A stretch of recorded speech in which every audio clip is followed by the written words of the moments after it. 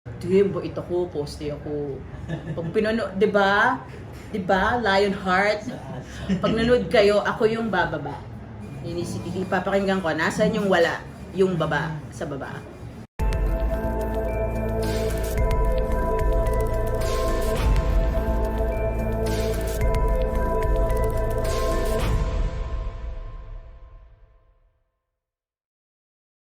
Kayo po diba sa stage na yun, nakalimutan mo yung lyrics? Oo naman! Diyos ko. Speaking of Vina, meron Kaya kami... anong ginagawa mo kapag yung gano'n? Swerte ko kasi si Vina yung kasama ko. Tapos pareho kami kasi yun yung time, yung talagang yung patong-patong na yung kantang aaralin namin. Tapos parang okay, yung song nyo, this Sunday, J-Lo. J-Lo. Okay, alam natin yan.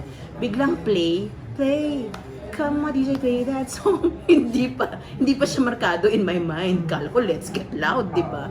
Hindi, play. So sa isip ko, okay lang, nandyan si Vina. Sa isip niya, okay lang, nandyan si Between. Good luck sa aming dalawa. Pagdating doon, nagtingin na kami, tapos, adlib, sayaw, yun. Adlib, play, kung ano yung kinakanta namin. Pero yun, tumawid naman. Kasi wala namang nakahalata. Buti na lang hindi pa ata uso Twitter. Yung mga moment na sapawan, yung mga gano'n. Or usually, ikaw yung na-accuse. Uy, dream ito ko, poste ako. Pag pinanood, 'di ba? 'Di ba? Lionheart. Pag nanood kayo, ako yung bababa. Ipapakinggan ko, nasaan yung wala, yung baba, sa baba. Hindi ako sasabay. Kasi ang gulo na pag lahat kami sa taas, 'di ba? So, I will go down. Di ba madalas ang kinatatakutan yung pumiyok ng singer? May time ba na gano'n pero hindi lang nahalata? May time na hindi nahalata, may time na pumiyok ka, nahalata. pero feeling mo wala na yata nakapansin na. Ay hindi, pag singer, ikaw una mong critic. So maski yung, alam mong, konti lang, gano'n, tapos sasabihin nila, oh, ang ganda ng vocal fry niya. Hindi, die. Piyok yun. And it happens. I did, ang masaklap sa akin, I did Dreamgirls. Parang sa TV, hindi pa ata eh. So, I did Dreamgirls, wala akong choice. Maos ako na wala yung boses ko, and I still had to do the play.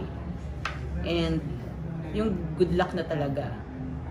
After I'm changing ba? Ay hindi, after and I'm telling you, that closes act 1. You're gonna love me! Yeah! Close. Labas ako. I did it! Wala na. Pagpasok ko ng act 2, the solution was, mag-ghost sing ako from another actor. Eh dahil yung nature ng Dreamgirls ad-lib, hindi ko na maalala yung original. So sa kanya ako sumusunod. By the score siya.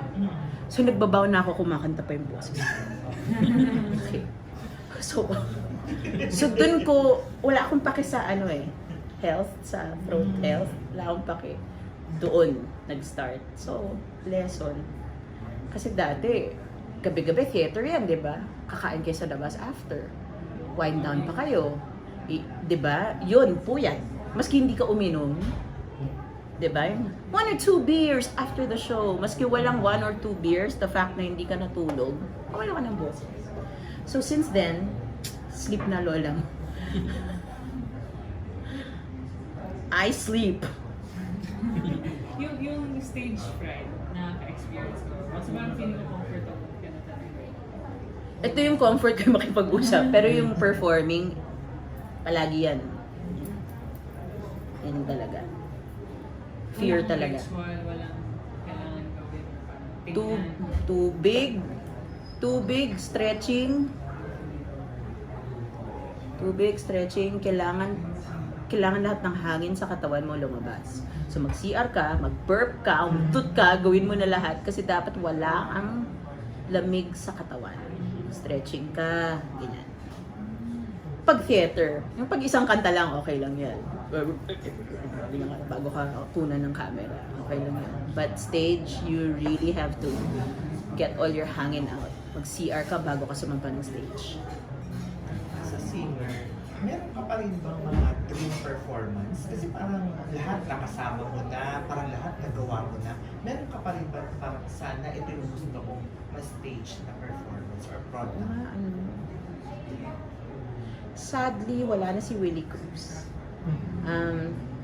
Nagawa namin yun sa maliit na venue. I wanted that to be in a bigger venue. Kasi yung mga kanta ni Willie, pang orchestra eh. Pero nagawa namin siya in a bar. Kinanta namin yung mga kanta niya. Pero hindi na big venue. So, I'm so thankful na gawa ko with Mr. C. I'm so thankful nangyayari pa siya. Na nag-Louis Ocampo sa Meralco, yung mga ganyan. Ang happy ko na nagawa ko yun. Kasi iba talaga. Hindi na ginagawa niyo ito ng ilang taon na. Did you ever feel na, parang was there ever a point na you felt, I want to do something else? I always want to do something else. As in give up, singing, parang. Never give up. Yun eh. I can change kung anong klaseng singer ako, kung anong gusto kong gawing trabaho. Di ako kakanta, aarte ako ngayon. But I will never quit acting. I will never quit